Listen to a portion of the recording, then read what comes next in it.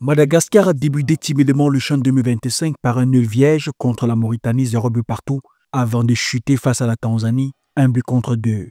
Mais les hommes de l'entraîneur Romuald Rokotongrabe ont su réagir en s'imposant contre la Centrafrique 2 buts à 0, puis face au Burkina Faso 2 buts à 1 pour décrocher leur bien quart de finale. Face au Kenya, il a fallu la séance des tirs au but pour se qualifier 4 tirs contre 3 après un score d'1 but partout au terme du temps réglementaire. En demi-finale, Madagascar confirmait son mental en éliminant le Soudan 1 but à 0 et s'offre ainsi une première finale historique. Je suis fier vraiment de mes joueurs. Ils ont beaucoup de tempérament et de caractère pour défendre nos couleurs. C'était difficile de jouer le match à 10, à 20 minutes de la fin. Donc presque à 50 minutes, on a joué à 10. Mais après, c'est nous-mêmes qui avons marqué le but. C'est le football. C'est pour ça qu'on aime le football. De son côté, le Maroc a assumé son statut de favori malgré quelques faux pas. Après une victoire inaugurale face à l'Angola 2 buts à 0, les Lions de l'Atlas ont connu une déconvenue contre le Kenya 0 but contre 1. Mais la machine s'est vite relancée avec des succès nets contre la Zambie 3 buts à 1 et contre la RD Congo sur le même score. En quart de finale, ils ont sorti la Tanzanie pays hôte avant de faire plier le Sénégal champion en titre au tir au but 5-3 au terme d'un nul d'1 but partout dans le temps réglementaire. Avec déjà 2 sacres, 2018 et 2020, le Maroc confirme sa régularité au sommet du football africain local. Je pense le fait d'être aujourd'hui, déjà de jouer aujourd'hui le match de la demi-finale, c'est déjà, pour nous, c'était déjà une chose de très très important. Et le fait de passer en finale, pour nous, c'est déjà un titre, vu comment on a commencé et on est venu. Mais je peux vous assurer qu'on est plus motivé pour remporter le titre. Sur le papier, l'expérience plaide en faveur du Maroc, véritable machine à gagner. Mais Madagascar a déjà prouvé qu'il pouvait renverser les pronostics, comme lors de la victoire contre le Burkina Faso et son exploit face au Soudan. Le duel entre ces deux finalistes illustre la richesse de l'imprévisibilité du CHAN. Reste à savoir si le Maroc décrochera un 3e titre ou si Madagascar inscrira pour la première fois son nom au palmarès de la compétition. Les Barayas de Madagascar ont marqué l'histoire en se hissant en finale du championnat d'Afrique des Nations CHAN 2025. Cette qualification est l'apogée d'une ascension fulgurante, faisant suite à leur remarquable 3e place lors de l'édition 2022. Leur parcours jusqu'à la finale a été une démonstration éclatante de puissance, de détermination et de cohésion. Sous la direction de Romuald Rakotondrabe, les Barayas ont su s'affirmer, éliminant le Soudan en demi-finale pour s'imposer comme un sérieux prétendant au titre. Selon l'entraîneur, cette performance est le fruit du tempérament et du caractère de ces joueurs qui ont su défendre les couleurs malgré les conditions très difficiles. C'est magnifique ce que nous avons fait, c'est incroyable, mais je suis fier de mes joueurs.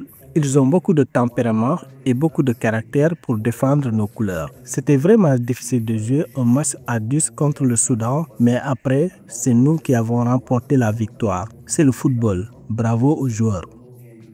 Les Malgaches sont parvenus à déjouer les pronostics. Leur style de jeu, à la fois offensif et solidaire, a séduit et impressionné. Ils ont réussi à surmonter les obstacles et à triompher des adversaires les plus coriaces, se forgeant ainsi une place bien méritée pour la finale.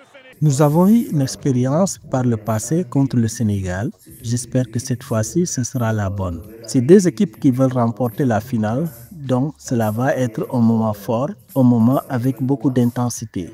En 2023, Madagascar a obtenu la médaille de bronze et vise désormais l'or en finale du CHAN. Cependant, la tâche s'annonce difficile car ils affronteront le Maroc, double champion en titre. Quel que soit le résultat, le parcours des Barayas restera mémorable et marque l'émergence d'une nouvelle puissance dans le football africain.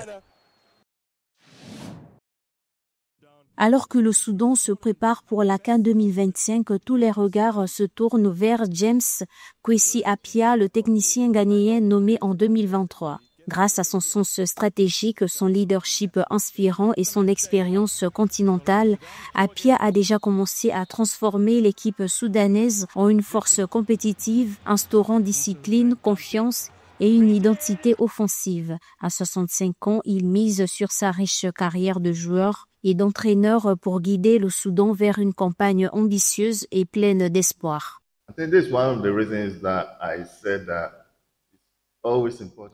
La psychologie joue un rôle essentiel dans la performance sportive. Certains clubs européens emploient plusieurs psychologues pour préparer mentalement les joueurs, car la motivation ne vient pas seulement de l'entraîneur, mais surtout de l'environnement psychologique et de la conscience du joueur de ce qu'il peut accomplir.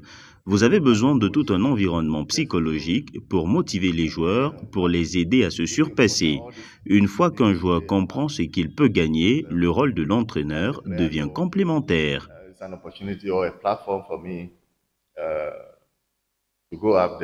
Ancien international ghanéen, Kwesi Appiah a gravé son nom dans l'histoire du football en remportant la CAN en tant que joueur en 1982. Sous la direction d'Appiah, le Soudan a connu une ascension remarquable. Il a conduit la sélection en demi-finale du CHAN 2025, un exploit unique dans l'histoire récente du football soudanais. Logé dans le groupe B des éliminatoires pour la Coupe du monde de football 2026, le Soudan est actuellement deuxième devant des équipes comme le Sénégal. Pour ma part, je ne crois pas qu'on puisse jouer ou condamner un joueur ou même une équipe entière sur la base d'un seul match. C'est pourquoi, lorsqu'on joue en équipe, il est essentiel de considérer chaque joueur comme une menace potentielle. Je ne peux pas désigner une seule personne en particulier. Ce qui compte avant tout, c'est d'être capable de soutenir et de valoriser ces menaces, autrement dit, les meilleurs joueurs de l'équipe. James Kwesi Appiah n'est pas seulement un entraîneur accompli, c'est un artisan de l'espoir comme le témoignent ses joueurs. Dans un pays ravagé par la guerre, il transforme chaque match en une lueur de joie, un instant de paix et de fierté pour tout le peuple soudanais. Sa capacité à bâtir une équipe compétitive, soudée et inspirée souligne son statut de miracle workers du football africain.